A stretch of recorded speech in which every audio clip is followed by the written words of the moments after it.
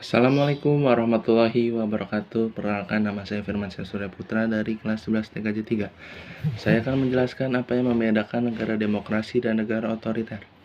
Negara demokrasi, sistem pemerintahan dengan mewujudkan kedaulatan rakyat. Demokrasi adalah bentuk pemerintahan yang dijalankan dari rakyat, oleh rakyat, dan untuk rakyat. Pemegang kekuasaan tertinggi adalah rakyat, menjunjung tinggi HAM, adanya pembagian kekuasaan, jaminan hak minoritas, peradilan yang bebas dan tidak memihak, kebebasan berorganisasi dan berkelompok. Negara yang menganut pemerintahan demokrasi yaitu Indonesia, Amerika Serikat, Indonesia, Jepang, dan Filipina.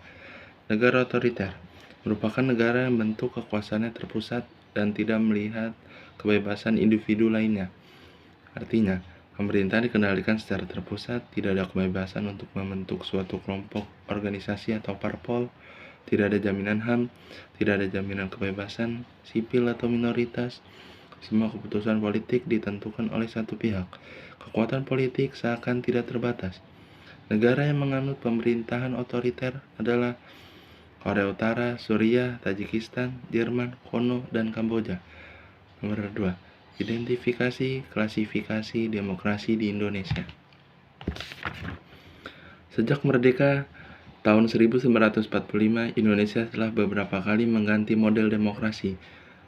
1. Demokrasi parlementer atau liberal dari 1950 hingga 1959.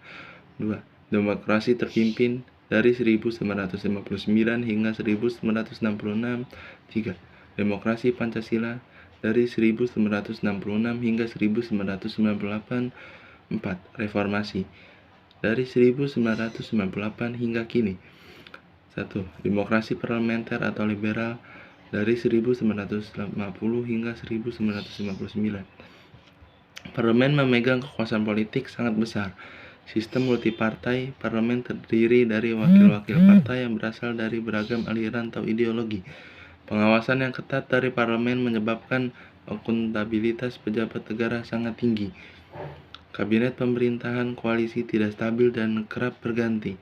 2. Demokrasi terpimpin dari 1959 hingga 1966. Sistem kepartaian melemah karena kekuasaan presiden yang semakin besar.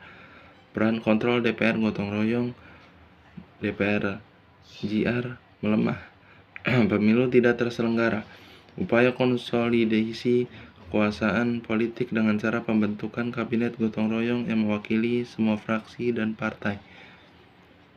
3. Demokrasi Pancasila atau Orde Baru dari 1966 hingga 1998. Kekuatan presiden sebagai kepala negara dari kepala pemerintahan sangat tinggi. Partai politik dibatasi jumlah dan peran politiknya. Pemilu terselenggara teratur setiap 5 tahun.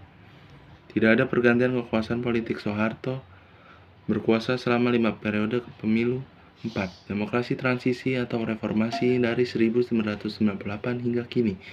Sistem pemerintahan presidensial, parlemen terdiri dari banyak partai, multipartai, sistem pemilihan langsung untuk presiden dan kepala daerah, lembaga perwakilan dibagi menjadi 2. Nomor 3. Identifikasi prinsip-prinsip demokrasi.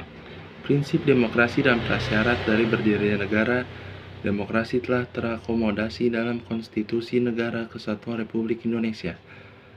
Prinsip-prinsip demokrasi adalah kedaulatan rakyat, pemerintahan berdasarkan persetujuan dari yang diperintah, kekuatan mayoritas, hak-hak minoritas, jaminan hak asasi manusia, pemilihan yang bebas, adil dan jujur, persamaan di depan hukum, proses hukum yang wajar, pembatasan pemerintah secara konstitusional, pluralisme sosial, ekonomi, dan politik, nilai-nilai toleransi, pragmatisme, kerjasama, dan mufakat.